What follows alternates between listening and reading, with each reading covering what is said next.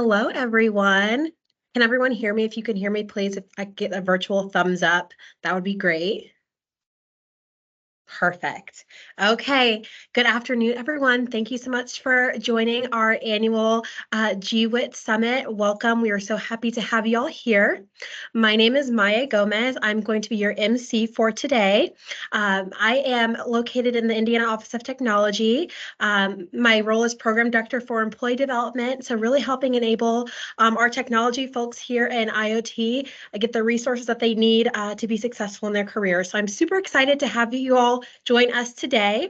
Just a couple of housekeeping. Everyone is automatically on mute, so we will direct any sort of questions, engagement to the chat here.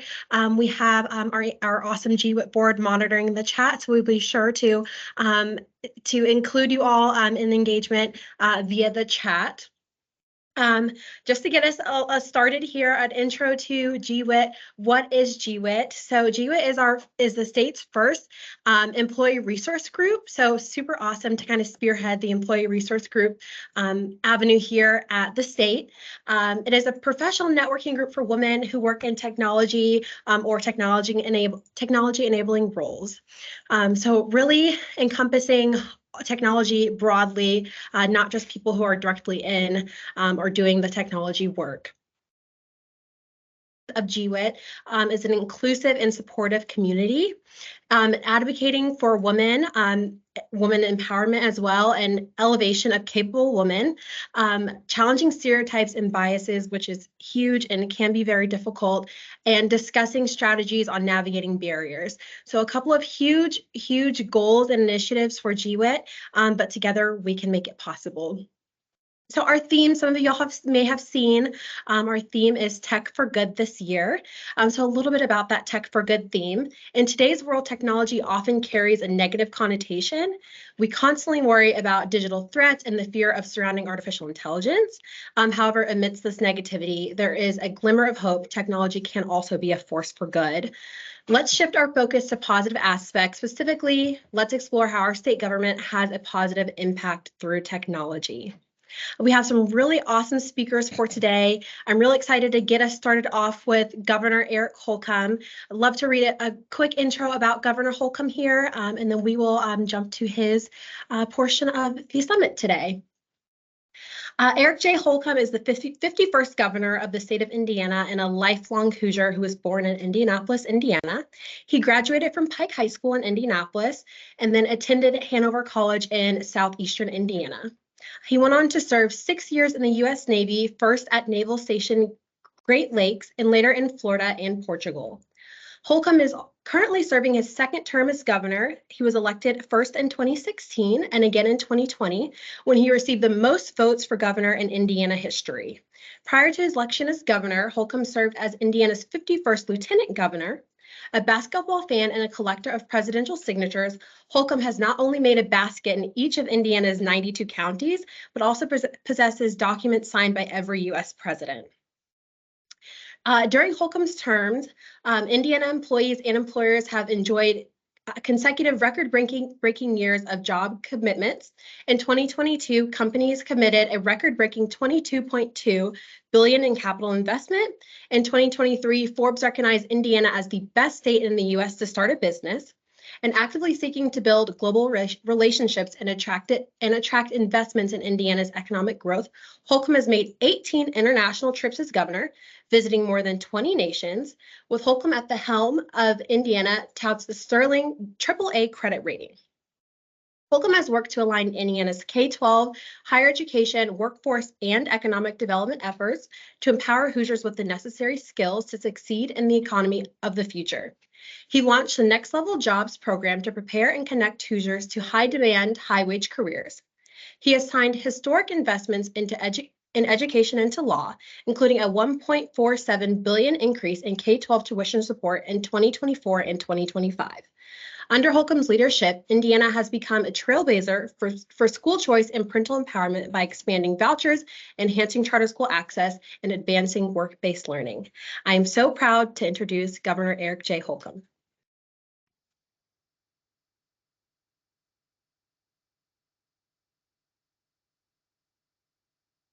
Hello, I'm Governor Eric Holcomb, and First off, I want to wish you all a happy International Women's Day. And it's a pleasure to welcome you to the 2024 Government Women in Technology Summit. What a symbol it is that on this day we can come together to celebrate women in government, specifically those who work in technology, under the theme of using tech for good. And I could not think of a more inclusive and supportive group than you all, bound by both the duty of public service and the spirit of innovation, including members from 30 state agencies. GWIT truly represents the power technology holds to transform communities, large and small, and the community it provides to the women who have committed their lives to serving Hoosiers through their careers in state government, utilizing their experience in technology-related fields.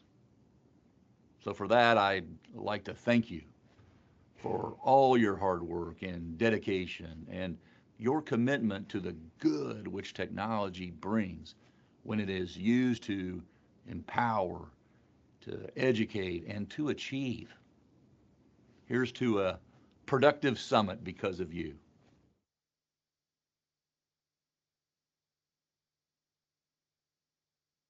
Thank you so much for that, Governor Holcomb. Next, I'm proud to introduce our Lieutenant Governor, Suzanne Crouch. Proud to have been born and raised in Evansville, 52nd Lieutenant Governor Suzanne Crouch is a lifelong Hoosier. Throughout her years of public service, Lieutenant Governor has been committed to programs and services for Hoosiers with disabilities who are struggling with mental illness and addiction.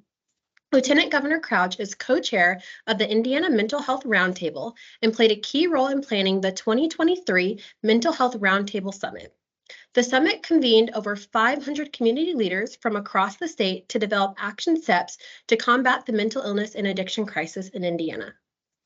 During the 2023 General Assembly, Lieutenant Governor Crouch made history by passionately testifying in support of Senate Bill 1, an uncommon effort for a sitting governor, Lieutenant Governor. The bill established infrastructure and funding for mental health and addiction services in Indiana. Constitutionally, as Lieutenant Governor, Crouch serves as the President of the Indiana Senate. Statutorily, the Lieutenant Governor oversees a portfolio of agencies that include the Indiana Department of Agriculture, the Indiana Housing and Community Development Authority, the Office of Community and Rural Affairs, the Indiana Destination Development Corporation, and additionally, she serves as the Intellectual and Development Disabilities Task Force, the Indiana Main Street Council, INVETS, and the Civics Education Commission. Other initiatives she and her office oversee include the Next Level Connections Broadband Grant Program, the Golden Hoosier Award, the Hoosier Women's Artist, and Brilliant Firefly. I'm proud to introduce Lieutenant Governor Suzanne Crouch. Hello. I wish I could be with each of you for the 4th Annual Government Women in Technology Summit. But I hope these words, even virtually, can emphasize how important I think the work you are doing today is. I am inspired by your theme of technology for good. All across Indiana, you can see the positive impact of technology on our farms, in the way we approach public health, and how we run our small businesses. In 2020, we saw how important technology is as we used it to connect with one another, whether it was on FaceTime with our families or Zoom calls with our doctors. Today, technology is changing the way we can offer mental health care to the 1 in 5 Hoosiers who are battling mental illness and addiction. People who need these services but fear the stigma that can surround accessing them no longer have to worry about someone seeing their car in front of a treatment center. In addition to that, Hoosiers who live in rural areas or nowhere close to a mental health professional can now access services from wherever they are. But to ensure that these services are accessible to everyone, everywhere, it is important that Indiana continues to invest in broadband infrastructure so no one is left behind. This is a cause I am committed to alongside the Indiana Office of Community and Rural Affairs, which I oversee. In 2022, Okra's Indiana Connectivity Program has invested $5 million to fund reliable broadband access to 1,300 businesses and Hoosiers. The Next Level Connections Broadband Grant Program, also overseen by OKRA, has awarded over $251 million, and that will connect over 70,000 Hoosier families and businesses. These investments will propel Indiana into the future. Broadband allows us to create and utilize emerging technologies to improve work efficiency, be competitive with other states, and gives people the opportunity to live where they want and not have to worry about if they will be connected to the rest of the state, the country, and the world. The advancements of these programs and the advancement of technology as a whole would not be possible without the work of talented women like those in this room. Your knowledge of technology is improving the way the state of Indiana can serve Hoosiers. And the fact that your organization exists is an inspiration and resource to future generations of women in tech. I have no doubts that the GWIT will help nurture the next great movements and innovations in technology. Time and time again, you are going above and beyond what is asked of you as a state of Indiana employee, and for that, I am so very grateful. Thank you, and God bless you.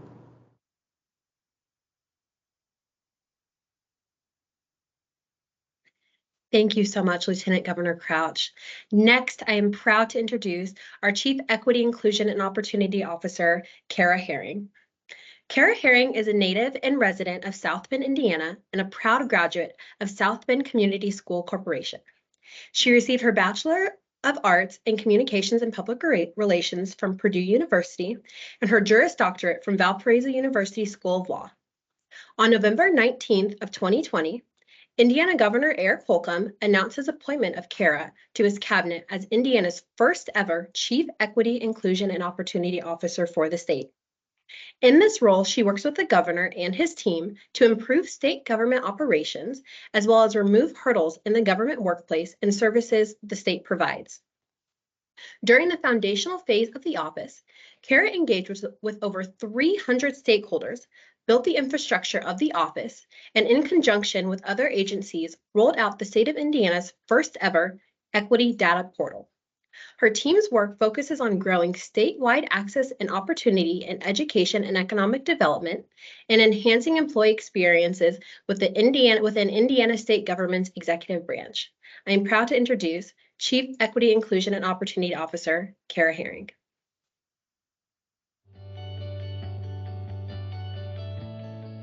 Hello, Government Women in Technology, GWIT. I am so excited to join you today. My name is Kara Herring, and I'm the Chief Equity, Inclusion, and Opportunity Officer for the state of Indiana, serving under our great governor, the 51st governor of the state of Indiana, Governor Eric Holcomb.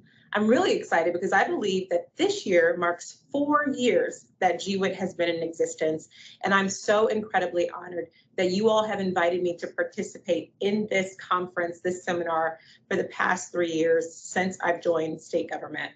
Usually, what I do is I go into a little bit of an overview of the focus areas of my team, all of the strategy that we're working on to help make Indiana a lasting leader in equity, inclusion, and opportunity. But I'm going to do something a little bit different this year, and that is to leave you with some closing thoughts from the Office of the Chief Equity, Inclusion, and Opportunity Officer about how we as women are showing up in the workplace, showing up in our communities, showing up in our homes, and showing up to uplift and add to the value of this great nation that we call the United States of America. I have the opportunity to speak at a lot of events all over the state of Indiana, and sometimes even outside of the state, across the country. And as I travel to these different engagements, I have been blessed to meet so many women in so many different industries. But there's a pattern that remains true.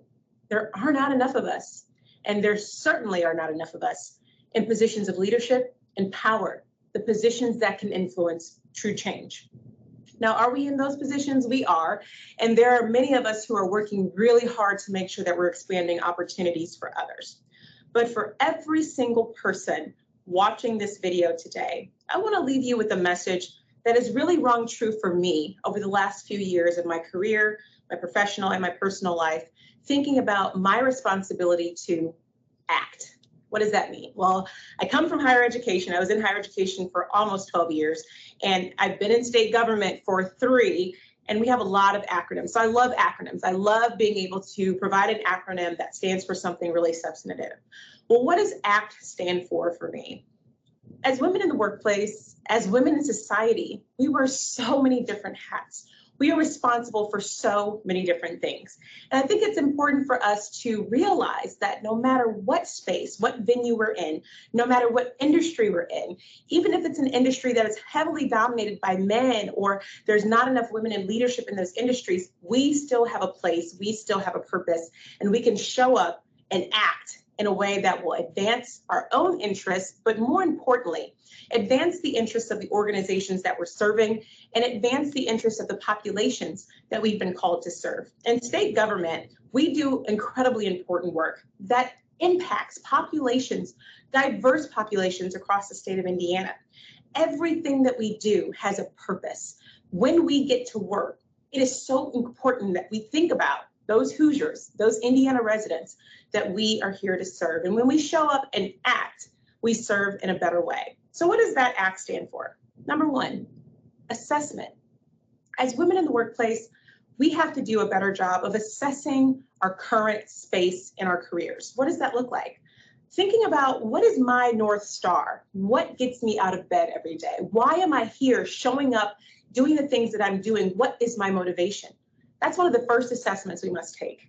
And as I've reflected on my career over the past 15 years, thinking about the work I've done in corporate and higher education and now in state government, when I do that assessment and I say, what is my North Star?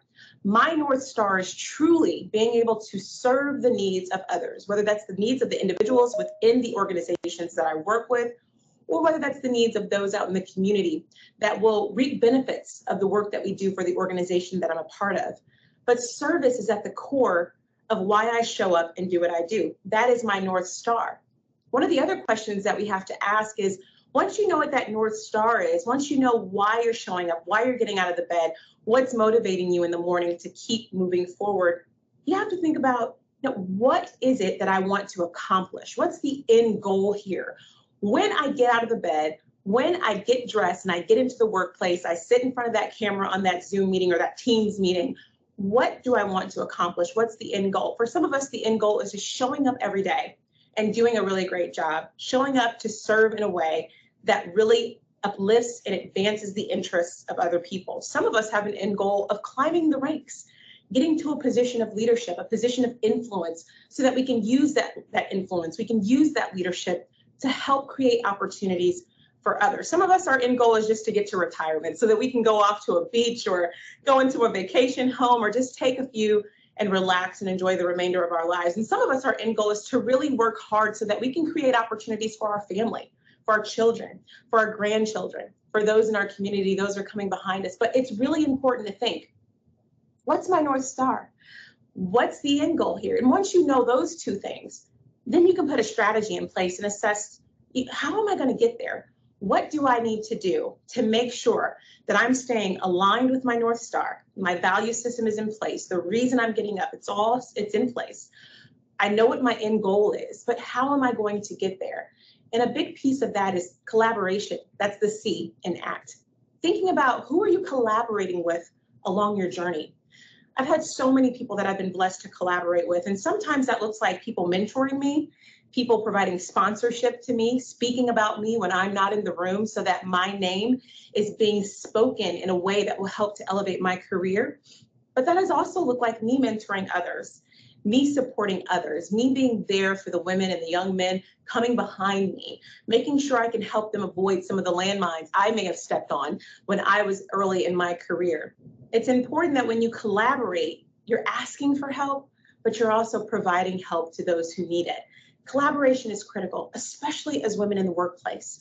We have to come together, no matter what industry we're in, to support one another, to say, I see you, my sister, I see you, my friend, and I'm here for you. If you need to go grab coffee and talk about the difficult meeting that you just had, let's collaborate, let's sit down, let's be there for one another as allies, as support, as friends, as colleagues.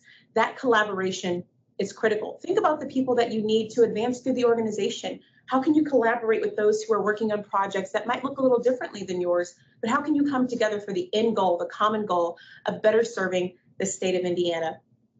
And then what's the last one? The last one is my favorite one. It's take the leap. I took a leap 3 years ago when I left the University of Notre Dame as their director of public affairs and said yes to Governor Holcomb and his administration to come into a position that never existed before, a position that there was no blueprint, there was no structure given to me to say, do this, this, and this. I came into the unknown, a space of discomfort and uncertainty, to start this new initiative with the Holcomb administration, to build it from scratch, to write the position descriptions, hire the staff, look at how we were going to set the strategy, come up with the mission and vision in collaboration with others. I took the leap and stepped into a space that was unfamiliar to me. And I'm so glad that I did.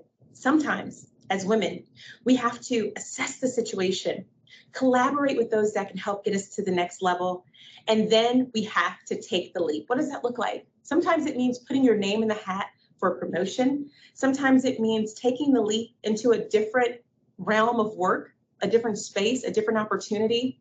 Sometimes it simply means taking the leap to get yourself outside of your comfort zone and do something that you've never done before. I'm challenging all of you, all of the women in state government, especially our GWIT, our allies, those that are watching this session, to think intentionally about how you act in this next season of your professional career, how you act in this next season of your personal life with your family, with your friends. What does that look like for you? What assessments do you need to make? What collaborations do you need to cultivate so that you have the support system that you need, but also so that other people have the support from you that they might need? And then when the time is right, after you've identified that North Star, after you've figured out what that end goal is, after you've figured out how you're going to get there, after you've collaborated with the necessary parties, you've collaborated with the necessary minds to uplift and advance where you're going, take that leap. What's the worst that can happen? Maybe you might fail at first, but you get back up and you keep going. Maybe they might say no to the promotion or the advancement, but that's okay. You've put your name in the hat. You've tried it. You've gotten out there. You've gotten the experience. As women, we have to take the risk. We have to be bold, and we have to take the leap. This is my most likely final opportunity to address GWIT during this incredible seminar that you all have hosted the past 4 years. And I'm on a bit of a journey myself. I'll soon be taking the leap out of this current role into something else. And of course, there's angst, there's nervousness, but there's also a great deal of excitement. I cannot wait to see what's in store for my purpose beyond what I've been doing these past 3 years. But more importantly, I've met so many incredible women, men, individuals within Indiana state government who have supported my ability to do some great assessments, some intentional assessments. I've met so many great men and women who've helped me through collaboration get to the end goal that my team had of being successful with the Holcomb administration. And I've met so many men and women in Indiana state government that I know when I take this next leap, I will still be able to reach out, grab their hands, ask for support, and support them in any way I can. Thank you, GWIT, and all of the women and allies who are watching this session. Thank you for what you do to serve Indiana state government in a big way. Every step we take, every meeting we show up for, it all matters because we are impacting the lives of over 6.8 million Hoosiers through the work that we get to do every day in service to the great state of Indiana. It has been my absolute honor and pleasure working with the Holcomb administration and leading this first ever initiative of the Chief Equity, Inclusion, and Opportunity Officer Office. And I look forward to staying in contact with many of you. I want to say a big thank you to Anu, to Elaine, and many others who have supported me in this work. And I hope that you enjoy the rest of the conference. But more importantly, I hope you do some assessment. I hope you are intentional about your collaborations. And I hope and pray that you take the leap into your next season. Thank you.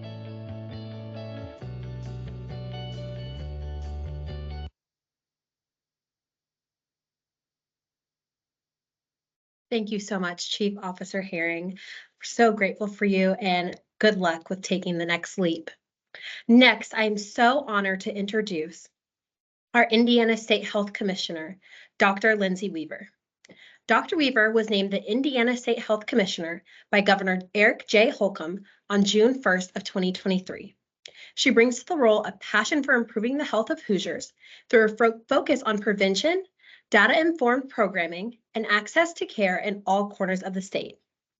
Prior to her appointment, she had served since February of 2020 as the Chief Medical Officer for the Indiana Department of Health, where she helped to lead the state's pandemic response by spearheading the development of the statewide lab testing network to expand COVID-19 testing capacity in Indiana and led the statewide distribution of COVID-19 vaccines and therapeutics. She provided clinical input and support to all agency divisions during her tenure as Chief Medical Officer and helped lead efforts to transform the delivery of public health services in Indiana. Dr. Weaver is also an assistant professor of clinical emergency medicine at the Indiana University School of Medicine and continues to practice emergency medicine at Methodist Hospital in Indianapolis. She earned her undergraduate degree in biology at the University of Kentucky and graduated from the University of Louisville School of Medicine. She received residency training in emergency medicine and fellowship training in hospice at Indiana University School of Medicine. And she completed a fellowship in ethics at the Charles Warren Fairbanks Center for Medical Ethics at Indiana University Health. It is my honor to interview Dr. Lindsay Weaver, our live interview panel, as well as Sarah Steele, our GWIT board member, who will be conducting the interview. Thank you so much, Maya. I appreciate the introduction, and I want to take a minute and thank Dr. Weaver for taking the time to come to us here at GWIT today for a live interview. It is so amazing that you were able to share this time with us today, and I hope that you've been able to enjoy what you've seen so far from the summit. I know that speech from Kara Herring was absolutely inspirational for all of us that are sharing this room together today. And I'm looking forward to everything that you'll have to share with us as well. I know you've been in your current role for just about 9 months now. Can you share some of your key experiences from your career journey to what's led you to where you're at today? Yes, thank you so much for having me today. Can you hear me?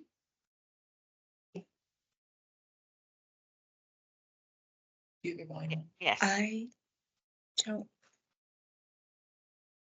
Can you hear me okay? Yes, we can hear you. Oh, you can't hear me. Okay. All right. There we thank go. You. It was my fault and now we're good. Okay. Good. Thank you. Awesome. Hi, everybody. Thank you for having me here today. I am just really excited and honored to spend my time with you.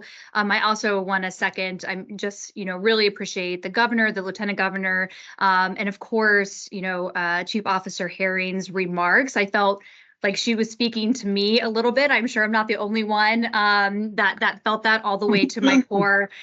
So hard act to follow, but I'm really happy to be here. So what kind of led me to the position as the state health commissioner? I will say it is not anything that I ever said this is what I want to do in my career. But I feel like this is the best job that I've ever could have hoped, wished, or prayed for, and really felt like I've this has just been an incredible blessing and challenge at times, but all the things in my career. I had always wanted to be a physician for as long as I can remember. I mean, all the way back to being a little kid in kindergarten. I wrote doctor on my, what do you want to be when you grow up? I decided to do emergency medicine as my specialty in my career because I just really loved kind of doing all the things and taking care of all people. Yet you never know. When I work a shift and I work Tuesday evenings right here in downtown Indianapolis at Methodist Hospital, who's going to walk in that day, right? What their needs are going to be. We always say there's themes to our shifts. Sometimes we see a lot of people who have had strokes. Sometimes we see a lot of trauma. Sometimes a lot of respiratory disease, whatever's going on. but taking care of people from a tremendously diverse background. Another unique thing about Methodist is that we get a lot of transfers from across the state because we have so many specialists at that hospital. So not only am I taking care of people here in Metro Indianapolis, but I see a lot of patients from very rural parts of Indiana. So I get to learn a little bit about their healthcare system then. So how did I end up here? I will say I've always been engaged in advocacy, starting back in medical school, going and speaking at the federal and also state level about how our laws impact healthcare, both as a physician and how it affects my patients. And I was involved in our Indiana American College of Emergency Physicians, doing some of that advocacy work and speaking, testifying at the State House.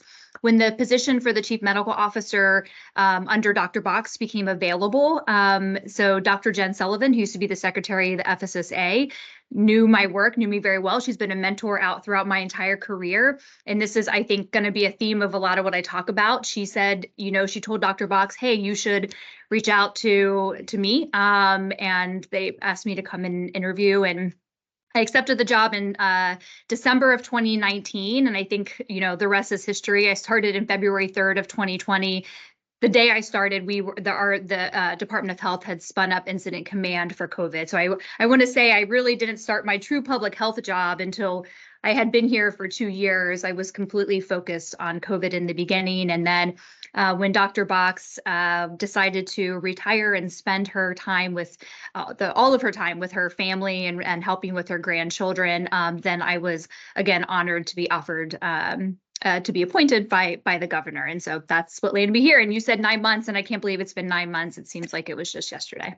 I had to do the count. I was like, it doesn't, I'm like, I remember when you had moved into the role and I was like, oh gosh, where is this whole almost a year gone already? And I wasn't even aware that you were still practicing at the hospital. So I will try to plan my emergencies for Tuesday nights now that I know that, like going forward. So that'll definitely be a plan. But when we are a working board, and that's one of the things that most attracted me to joining the board here at GWIT.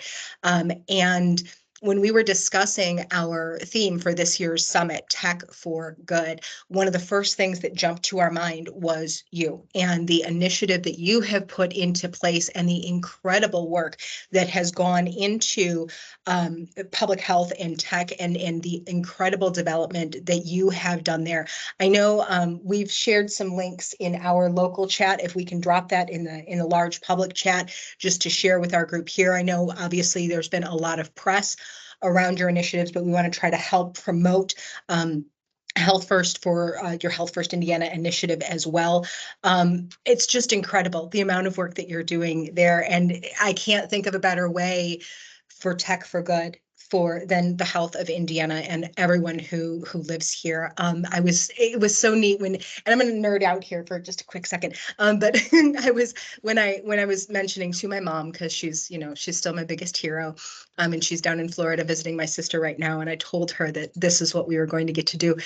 And I was explaining to her that I was going to get to interview you. And that was the first thing she said to me. She goes, that's that good website, isn't it? And I said, yes, it is. So if you could just share with us a little bit about your initiative, why you're so passionate, some of the growth that you've seen, some of the plans you've got for the future. We're just going to sit and listen, and I'll throw in some extra questions as well. Okay, well, I could talk for hours about this. I will start off by saying, a lot of this started way before I even was a part of the Department of Health. And so everything is a team effort, and we have just an amazing organization and agency here. Very, very, very smart people. Just to kind of give a little bit of like background, just because this is a tech, conference, that at the outset of the pandemic, when people were getting tested, many of the states across the country were relying on people submitting the results of tests by fax. And this agency had recognized, previously in the prior years, moving before the pandemic, of course, not guessing the pandemic was coming, that like we needed to modernize our system by which we're collecting the results of tests, right? In case something like this happened. So they had done this tremendous amount of work that was able to start connecting data systems, right? So that we could receive things in real time. Another little bit of background, because this is all going to kind of lead up and have the connection to tech. Is that typically in public health, public health has been very delayed in putting out the results of the data that we have, right? The analysis. I mean, often you won't see, like, for example, like our infant mortality rate that's available right there is from 2021, right? So just really And those kind kids of are in delayed. kindergarten, right? Yes. Like, so what is this doing Yes. for us today? Sure. Yeah, sure. exactly. And it was because people wanted to be very precise, right? They wanted to give the right answer. We decided very early in the pandemic, we needed to be transparent. We needed to acknowledge it was preliminary. There might be small adjustments, but still the information was vital and useful, and people were going to be using it in day-to-day decisions, right? Whether it was an individual or a hospital preparing for staffing if they started to see the numbers go up, et cetera. Businesses, local government, decision makers, et cetera. And so we really started to revolutionize how we are going to get this data out there. Of course, there was a lot of technology in the background, right? To make sure, I mean, the map of where all the different sources of our data coming in for us to put out the COVID dashboard that we had out there was quite, intertwined. Well, you go through the pandemic and it was clear there's a lot of opportunities for health in Indiana. The governor put forward the Governor's Public Health Commission. We knew, and then we were able to share that we are one of the lowest funded states in the country. And we also have some of the worst health metrics, right? Really high obesity, high smoking, high infant mortality rate, high maternal mortality rate, just a tremendous amount of opportunity in trauma and injury prevention, lead assessment and abatement, et cetera. Again, I can go on and on and on, right? So we're able to kind of put it all out there. And my team hears me say all the time, like, we're not going to put forward a problem unless we have a solution. And so the Governor's Public Health Commission looked at all of the opportunities there and came forward with recommendations. And that's how we moved into what is now Health First Indiana. So of course that required legislation. It required a significant investment from our legislators. And we're just so thankful to them, because they got the same presentation. They saw the health metrics. They saw how poorly funded we were compared to other states across the country. And they said, yes, we're going to invest in this. We're going to invest in our future. When I'm talking to people, I also often share with them, I'm like, we really didn't have a choice. We've been seeing our metrics get worse, and right, we just needed to do something different. And the fact that our legislators agreed and said, here, it's a 1,500% increase in funding from where our local health department's been before. And part of that is that we're going to be data-driven, right? This is not just funding that is available across the state to all of our local health departments. It's going to be driven by data and looking at outcomes. So part of the legislation and we're doing right now is that, so first of all the counties had the opportunity to opt in. So we had 86 of our 92 counties opt in to increase funding up from where they had been in the past. And then part of that, when they say, yep, we recognize there's a need in our community, we're going to opt into this funding, is that there's key performance indicators. So we worked with our local health departments and local health department leaders, public health leaders across the state, and said, here's our state key performance indicators. Those are out on the Health First Indiana website.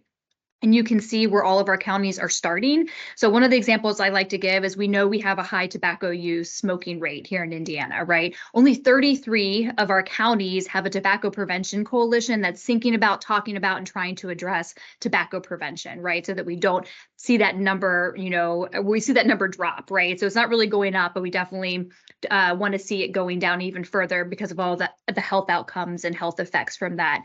And so our goal is we want 100% of our counties to have a tobacco prevention coalition that's thinking about, talking about, and working on tobacco prevention. And then for all the other core public health services, the same thing. Who's looking at their infant morbidity and mortality in their community, and really kind of diving into the data, working with the community to identify, what exactly should we be doing to address the problem here.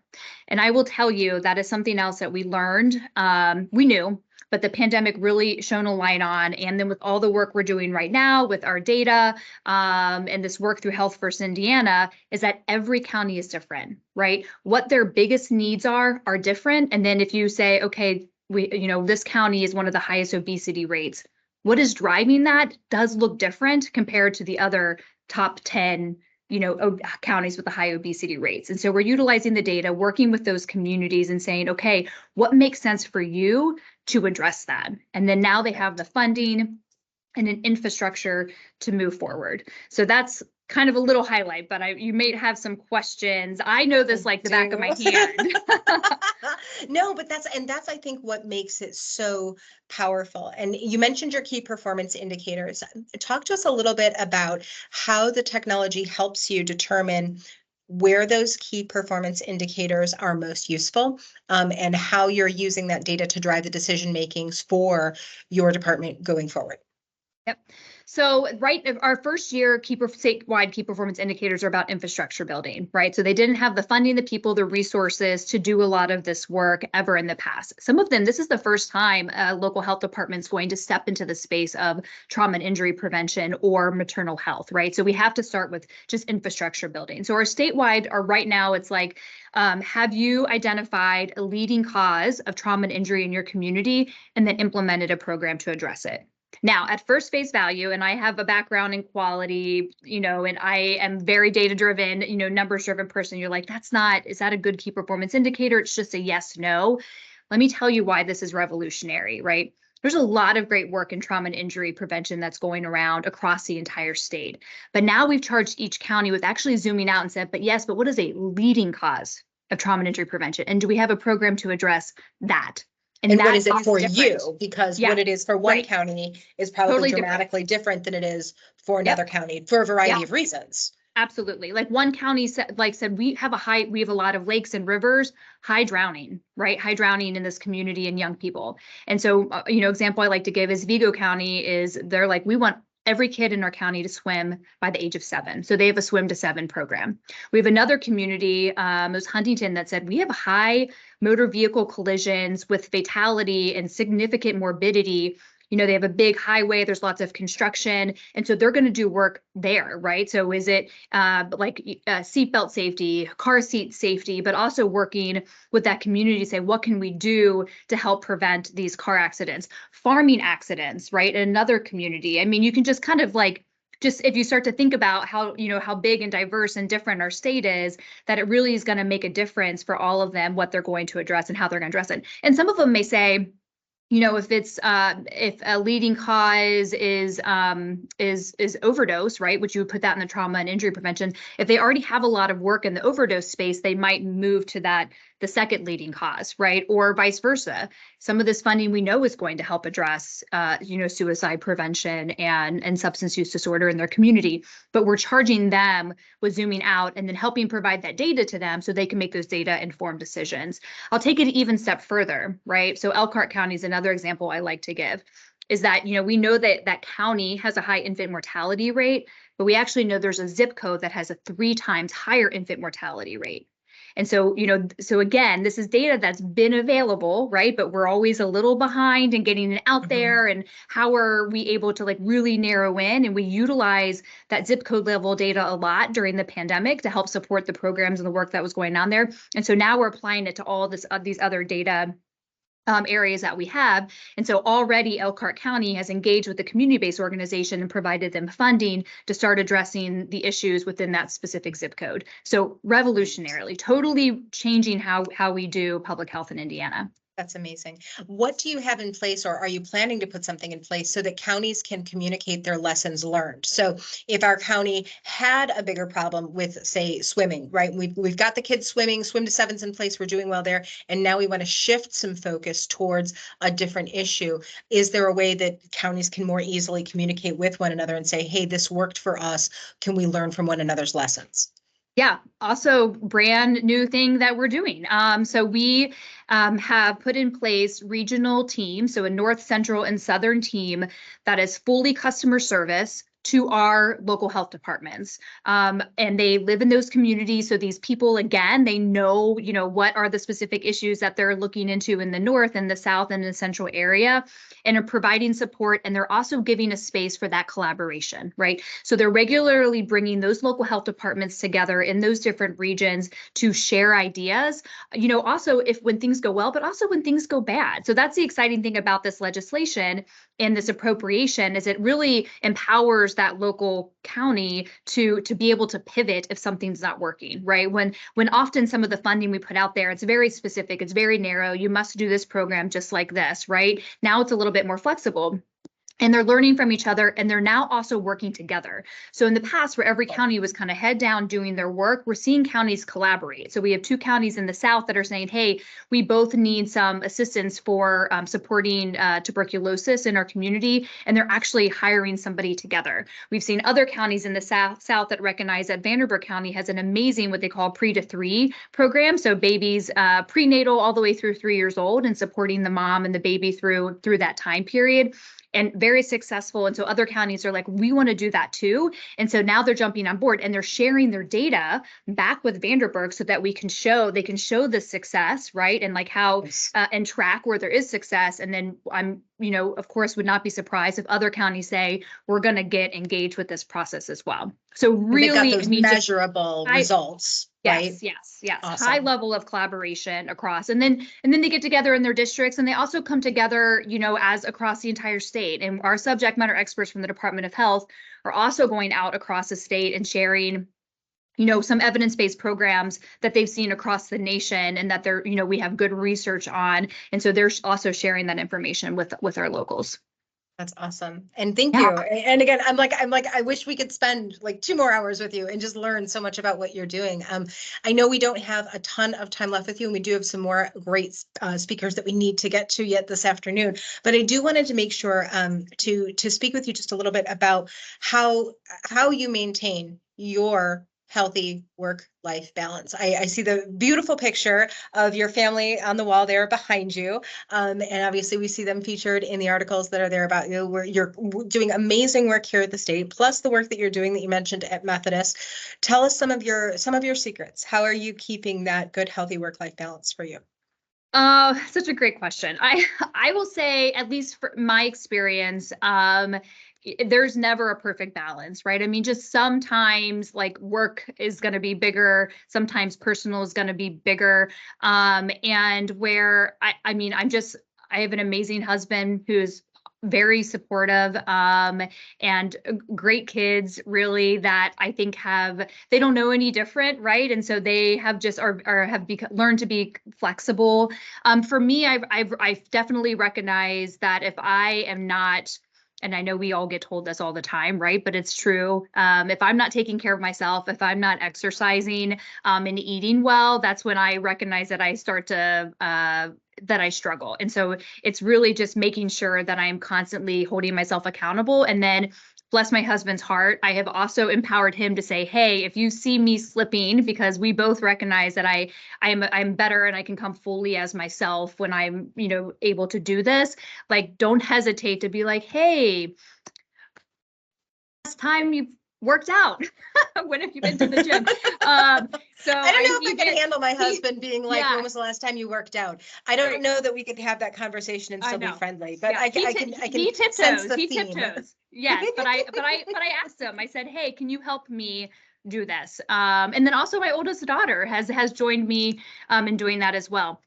I have an amazing team here at the Department of Health, and we always say, our families and are the most important thing. And so I try to reflect that in what I do. I'm very, during the pandemic, we worked 7 days a week for months and months and months and months, right? And so now I am very intentional, even though I do need to get some of my work done on the weekends. I make sure I do the time thing, and that those emails go out on Monday. I try not to bother my team in the evenings unless there is an emergency, and we try to respect that space. And also we recognize that people have things. And so how are we flexing our schedules and supporting each other in that work, and getting to know, my teams, and, cheering them on, if their kids are in sports or in a play or whatever, and that recognizing that we're not just our work selves, that we're our whole selves. And so we try to incorporate, some of that into our conversations and the work we do here at the agency. That's so important. And that's exactly where I wanted to lead that next question, was how are you illustrating that as a leader to your team, and how you're promoting that inside your agency as well. And you went right there. So I certainly appreciate that. And you've got, correct me if I'm wrong, and I apologize, it's 5 daughters. Is that correct? Yes. Yeah, That's yeah. This is a very awesome. old picture. If you can see, the oldest is a senior in high school, and the baby's in kindergarten. Oh, wow. So you've got a little bit of an advance there to move you forward. That is amazing and incredible. How how do you illustrate leadership for them? For my daughters. I've taken a path like this through my life, and I think that a lot of people, and it's the way our education program and everything is kind of set up, right? Like there's like this one path, and for me, I just I believe in showing up, and then also like looking for those opportunities, right? Where what is something different, that leap of faith that that Kara was talking about, and not being afraid to walk through what would be, maybe not, it doesn't make sense. So I, earlier in my introduction, talked about, I did a palliative care and hospice fellowship. At the time, there was less than 100 of us in the nation, ER doctors, who did that fellowship. So it was a leap of faith, but I can't tell you, a lot of what I learned during that time was about how to break bad news, right? How do you tell a family that their loved one is dying of cancer, or that there's no more treatment options, or whatever it is? And I never used that breaking bad news education more than I did throughout the pandemic, right? Whether I was on a press conference or with my team, or talking to hospitals who were just really struggling, or doctors who were scared. And so I'm just kind of one of those people who believes that, kind of everything happens for a reason, and just to look for those open doors. And so that's what I try to share with my girls too, right? That there's sometimes when you're like, wow, my oldest didn't make her volleyball team, and you think, this is something I really wanted and I didn't get it, to think, you're going to look back, and you're going to see, other opportunities that happen that maybe wouldn't had that not happened. So just to kind of look for those open doors and other opportunities. I will say, as a leader, I have found that women often are the last ones to recognize in themselves that they're ready for that next opportunity. So I am very intentional. And I also, have throughout my career of kind of like, hey, I think that you would be really good for this job. Or, if I'm hiring, actually reaching out and tagging people and saying, hey, why don't you apply, right? Or just that encouragement, I found to be helpful. And people have done that for me. And I don't think I would have gotten through a lot of the doors I got through if there wasn't people like Dr. Sullivan saying like, hey, you should talk to her. And so I try to pass that on and do that myself. Fun. Well, Dr. Weaver, thank you again for spending your time with us today, for being willing to sign up for a live interview with us, which is awesome, and for all of the insights that you have shared with us today, and for all of the great work that you are doing for the state of Indiana. This has truly been a pleasure. So much. I appreciate the opportunity. Take care. Thank you so much, Dr. Weaver, as well as Sarah. We really appreciate the insight. Our next segment is Advancing the Cause. This is a segment where we shine a spotlight on the remarkable strides being made by our state government, and specifically GWIT members, in the pursuit of public good. Today, we embark on a journey to explore the innovative initiatives, transformative policies, and forward-thinking strategies that are helping Hoosiers. I'm so excited to introduce both Diane Hollingsworth Walker and Marianne Cardwell to share more about how GWIT members are advancing the cause Tech for Good.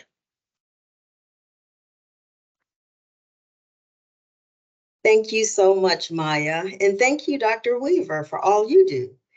Good afternoon. My name is Diane Hollingsworth Walker. I go by Diane Walker since it's a little bit shorter. I joined the Indiana Broadband Office in December. Prior to joining the IBO, I was employed with two other state agencies, Indiana Housing and Community Development Authority, where I was a federal grant analyst, and also with the Bureau of Developmental Disability Services, that falls under FSSA. There, I worked with individuals with intellectual and developmental disabilities by conducting eligibility assessments, and I enrolled them in Medicaid waiver program for services. Also assisted with housing and group home placement, signed individuals up for medical and therapeutic services, life skills trainings, etc. Prior to that, I worked with survivors of domestic violence and with unhoused women with children.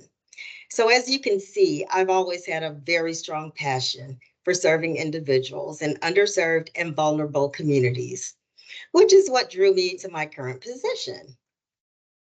I am a digital equity advisor with the Indiana Broadband Office. It's such a pleasure to meet with you this afternoon and to explain the awesome work that's being done here at the IBO. Our work ties in so well with today's theme, Tech for Good, as we are working diligently to serve every unserved and underserved Hoosier, to get every unserved and underserved Hoosier connected to high-speed internet, get reliable devices in their possession, and lastly, get them trained to use those devices, whether they be smartphones, tablets, or personal computers. I'm so excited to be working on such an impactful initiative. Excuse me. For context and background, the federal government provided $42 billion nationwide to expand high-speed broadband access. The Broadband Equity Access and Deployment Program, which I'll refer to as BEAD, was funded by the Infrastructure Investment and Jobs Act and is overseen by the National Telecommunication Information Administration, or NTIA. Indiana was awarded $868 million in BEAD funds to ensure that every unserved and underserved Indiana resident has access to high-speed, reliable, affordable broadband. These funds will be allocated and awarded to internet service providers around the state to lay infrastructure and fiber to get folks connected. Some of you may be wondering what digital equity is. The National Digital Inclusion Alliance defines digital equity as a condition in which all individuals and communities have the information, technology, and capacity needed for full participation in our society, democracy, and economy. In simpler terms, digital equity means connecting the unconnected. High-speed internet access is not a luxury, but a necessity for all Hoosiers, regardless of their age, race, or income, regardless of where they live, what languages they speak, what resources they have access to, and what specific challenges they may face in their daily lives. The Digital Equity Act of 2021 provides $2.75 billion nationwide to further advance federal goals relating to digital equity and digital inclusion. The DE Act provides 3 programs. The planning grant in the amount of $842,000 was received in 2022 and was used to create the Digital Equity Plan.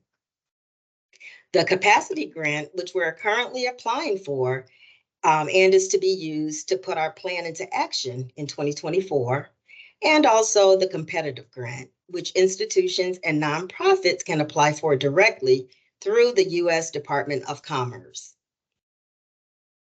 We believe that digital equity starts at the community level, so we will begin our plan, begin with a plan that focuses on connectivity or affordable and reliable high-speed internet, devices, and digital literacy skills.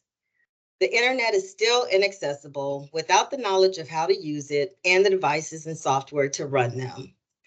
Digital literacy skills refer to the basic skills needed to use a computer and the internet in daily life, employment, education, healthcare, etc. We plan to partner with community-based agencies around the state who are already doing the work to make an even greater impact. The Digital Equity Act of 2021 defined 8 covered populations to focus on.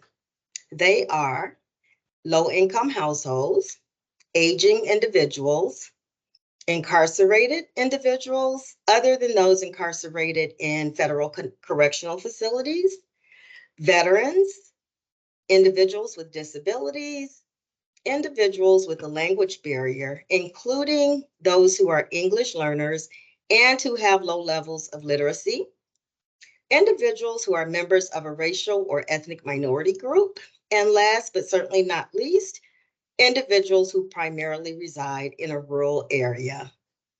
I'm sure each of you knows someone in one of those categories.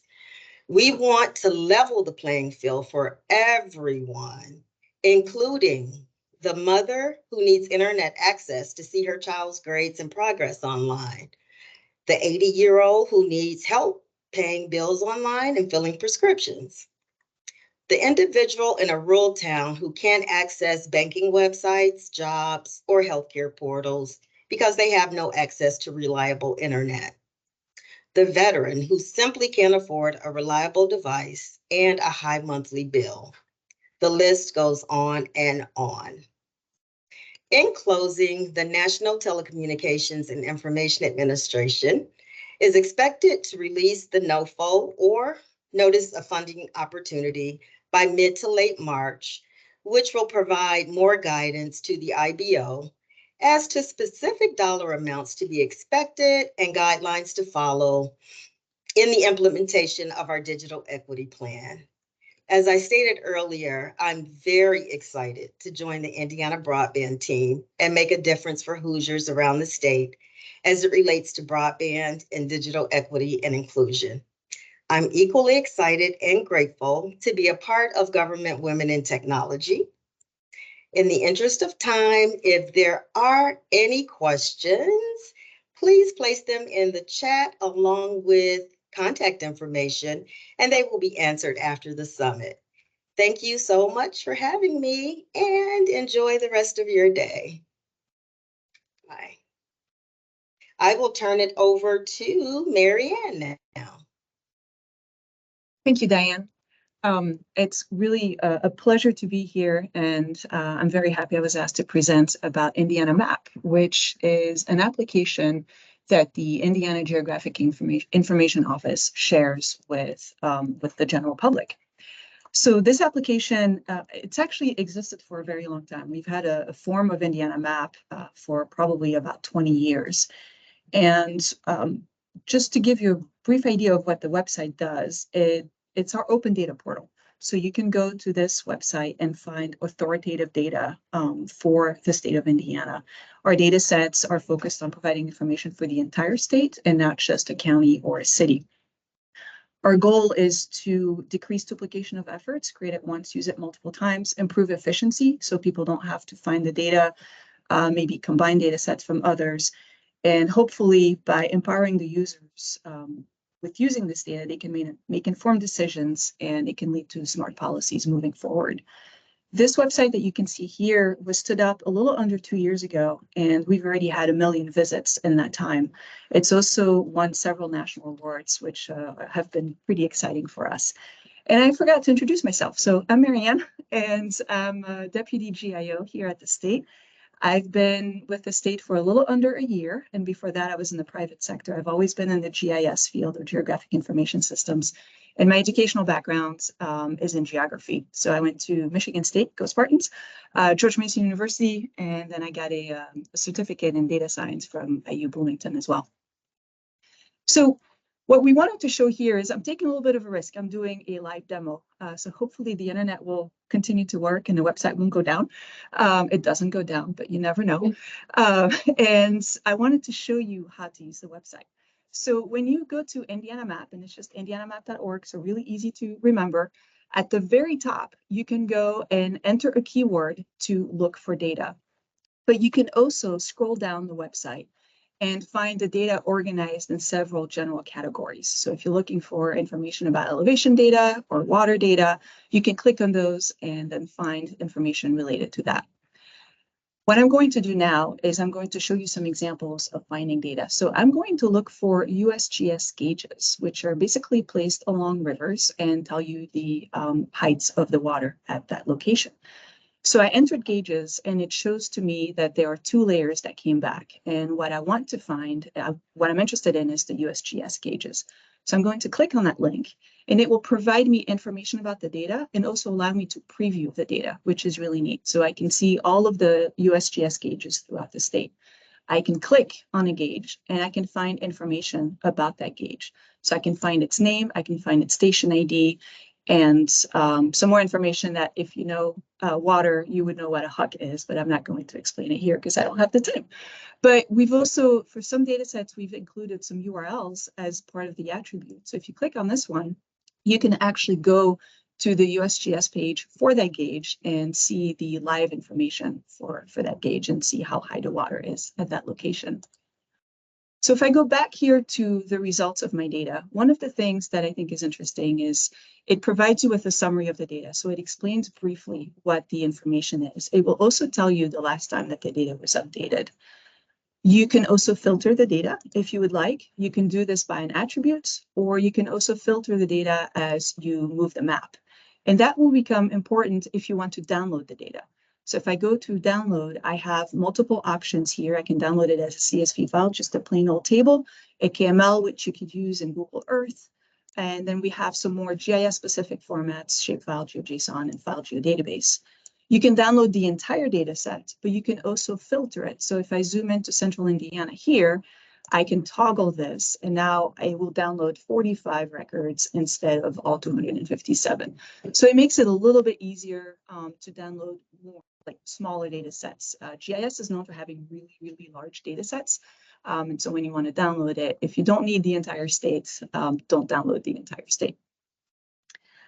All right, so let's go back to the homepage. So I've shown you how to look for data. What I want to show you now is that we have a custom viewer that was developed for this application. So back to the homepage, if I click on Map Viewer, I can go here, and what I will be shown is a map and see live demo. So it's dangerous. Let's refresh it. All right, there we go. We just had to wake it up a little bit. So now I have a map, and when you first go there, it will give you some instructions on how to use it. But what you will see is, remember on the front page, there were all of those categories of data. They are here as well. So what I can do is I can load multiple layers of data to my map. So instead of just one, like we did before, I can go and start layering the data and see multiple, like more than just one piece of information. So what I'm going to do here is I'm going to add the parcel data for the state.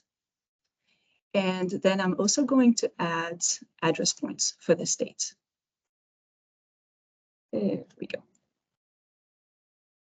These are 3.5 million records for each. So it's way too much information to show when we're zoomed out. So I'm going to zoom in onto a small area of my map. And what it's going to show now, once it draws, because I'm presenting my screen and my bandwidth has been reduced, it will show us all of the address points within that area and also all of the parcels. So you can see a drawing here. Just like the previous map, I can click on the parcel and get information about that parcel. I can also click on an address point and get information about that address point, and it will show me the address and where it's located and so forth.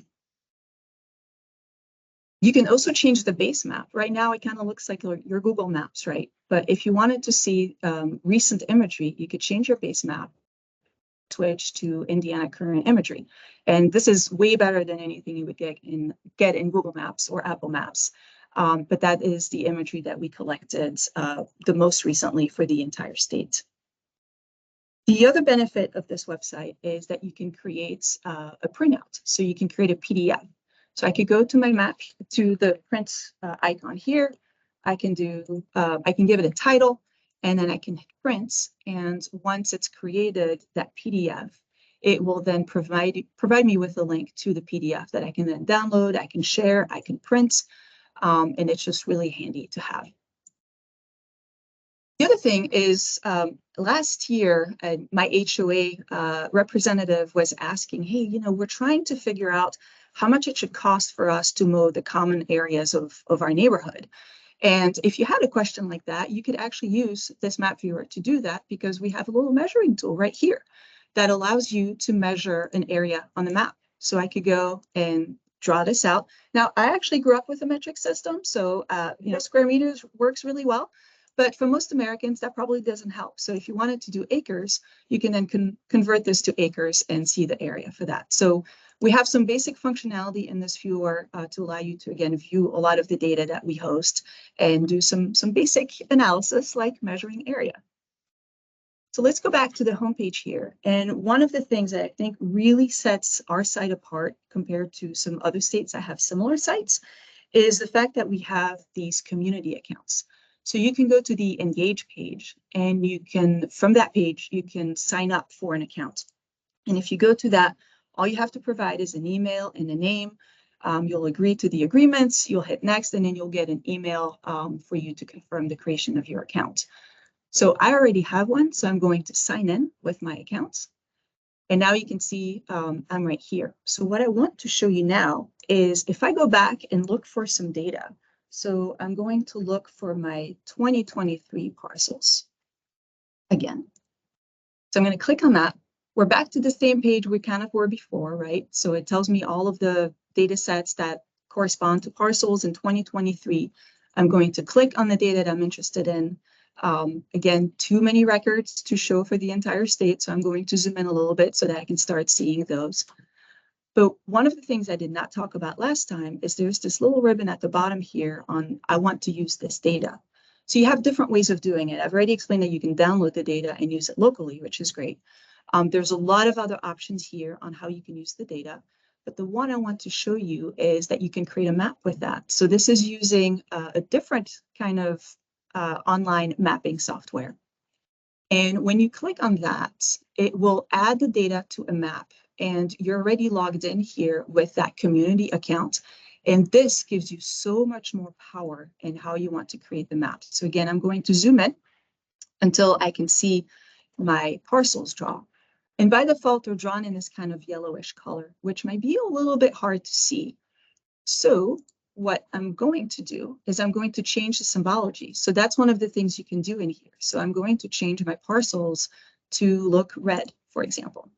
And I can also do things like labeling my map. I can go and add things like, for example, the state parcel identifier for each parcel. Looks like a lot when I'm zoomed out, but if I zoom in again, now for each parcel on my map, if it fits, I have that label on there as well. You can also save your map, which is pretty cool. So you could save it and come back to it later. So I'm going to say here, my fancy parcel map, and I can save that. And then the next time I go and log in, I still have my map and I can go and continue making edits. The other thing that this provides to you is it allows you to use a number of applications that are available through this interface. And this is called ArcGIS Online, if you're familiar with it. But if you click on the little waffle icon, you will see you have all of these other things that you can do. So not only can you view the data that we are hosting through Indiana Map, you can also view data that other users are hosting. You can view data that is more authoritative data, that is maintained by the company that manages the software called Esri. So the Living Atlas has some really good data in there for the whole planet. You can host your own data. So you can upload your own data, you can create your own data and make it available just for you or maybe with the entire world. And you can create a lot of other applications here. So you can have your data, your maps, and then you can create some apps. So I want to show you one example, and that is a dashboard. And if you go to a dashboard, you can do things like add a map, you can add, other types of data, you can add text, you can add links, you can add tables, you can add statistics. And this is really a great way to share information that you want to share with the world. The other thing that you can do is you can create surveys. So this is an example of a survey that we've done. The nice thing is you can actually make it spatial as well. So you could ask people to point on a map where they are and get that information if that's important for what you're looking for. And you can get the results for your survey and you can share this with the public. So this is something that's really specific to Indiana Map that a lot of other websites similar to this do not provide. So we're really proud of that. And then finally, one of the things that this account gives you is access to a lot of training. So if you're new to GIS, you're new to mapping, and you want to learn more, you can go and find all of these classes that are available for free to you. So if I go and check free, I can learn about, the fundamentals of GIS, the fundamentals of creating a map. And so I think that's really powerful and allows our end users to do some really great things. So thank you very much for your time and thank you for having me.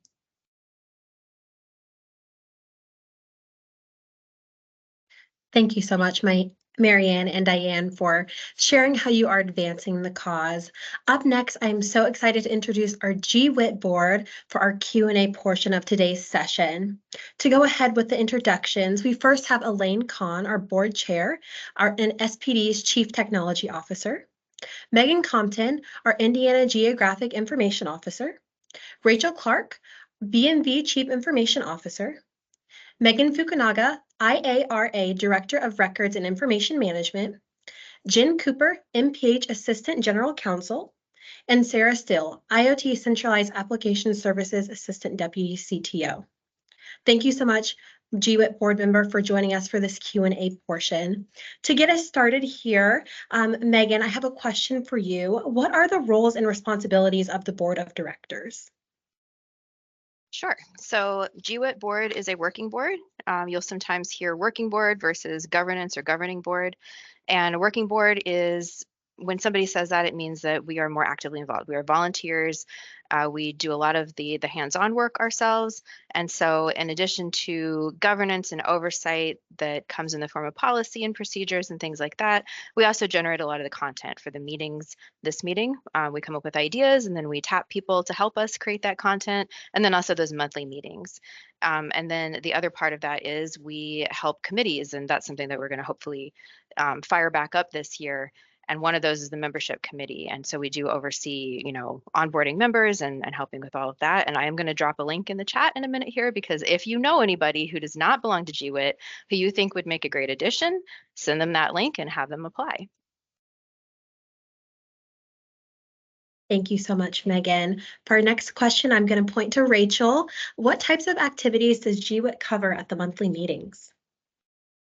Okay, thank you. You know what? This is my favorite part. It's probably why they wanted me to answer this question, because every month we get together and we talk about what's going on in the world.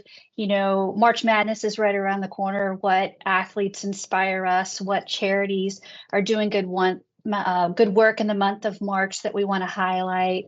What are some exciting projects that our members are working on within the GWIT community at their individual agencies? We just sort of brainstorm all the things that we may wish to talk about. And once we settle that list down, we start to think about, well, how can we present that information in a way that will be fun and will connect with others? Should we do a panel interview? Should we do a small or large group discussion? Should we use the breakout rooms? Is there some new feature in Teams that just rolled out that we can test and use for the first time? And usually we do all of the above. We try to switch it up every month and do something different.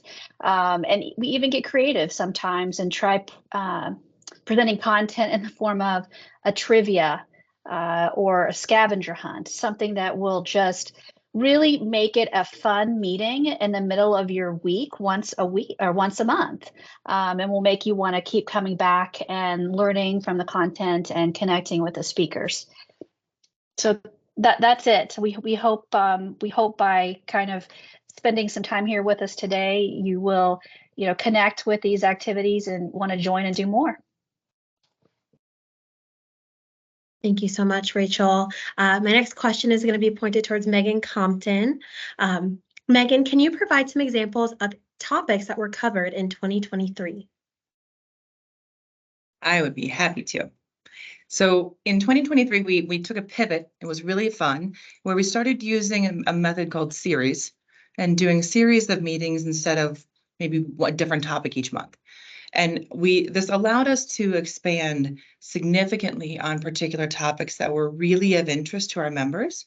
Instead of limiting that discussion to just 1 hour a month, we could find the different series and identify the different things that we wanted to communicate.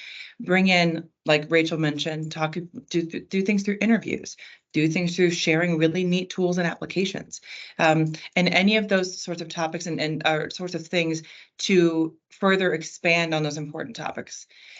We also hosted more in-person meetings in 2023 than we were able to in the past. And I would shout out to Rachel Clark and the team at BMB for opening their doors and allowing us to sometimes be a noisy in the conference room area, but it was a lot of fun. It was fantastic to be face to face with our colleagues from all different state agencies in the North Building at the Government Center. And it was a fantastic way of doing different engagement too. So in 2023, we talked about topics like data analytics in the workplace, including in technology, details and analytics about women in technology. We shared open and honest discussions about how, as women, we experience different scenarios that have put us in a different comfort level, perhaps, than what our male counterparts might experience, particularly when traveling. Particularly when traveling on business, as you have a certain threshold that you have to maintain. And that was really engaging discussion, and like I said, very honest and open, sharing tips and tricks about how some of us do different things to be sure that we stay safe, stay communicative to our family and loved ones, and make the connections that we still need to make and do the wonderful work that we need to do. We were able to do a fun thing called Mapping Your Journey, where Sarah Steele helped lead us through this activity of what is it that you did in your journey in your career, but back up and what got you there. And my favorite topic of unicorn moments, and what were the big pieces in your life where something just switched for you. It was really great to see everyone's creativity. It's fun to see how people make maps and journeys differently. You learn quite a bit about your colleagues. We talked about gender bias, identifying, working through. We talked about AI. That's been a huge topic. The series on that was extremely engaging. We talked about work-life balance. It's a theme that comes up frequently. And each time we do it, we come up with another way of explaining it and different ways of having tips and tricks for handling that.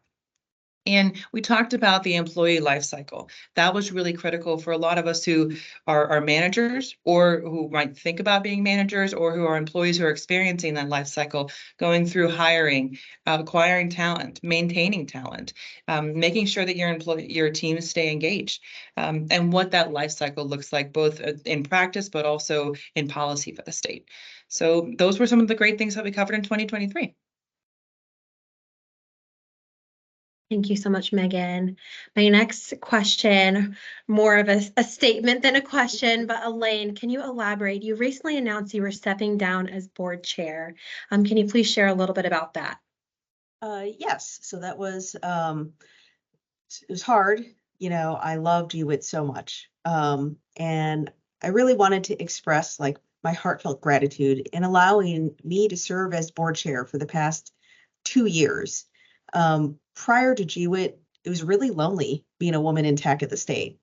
And now I feel like I have a community where I've met so many amazingly talented women, and I get to exchange ideas and experiences and strategies with them, you know, on a monthly basis. So it really has been, you know, an honor and privilege to be at the mantle of this phenomenal organization.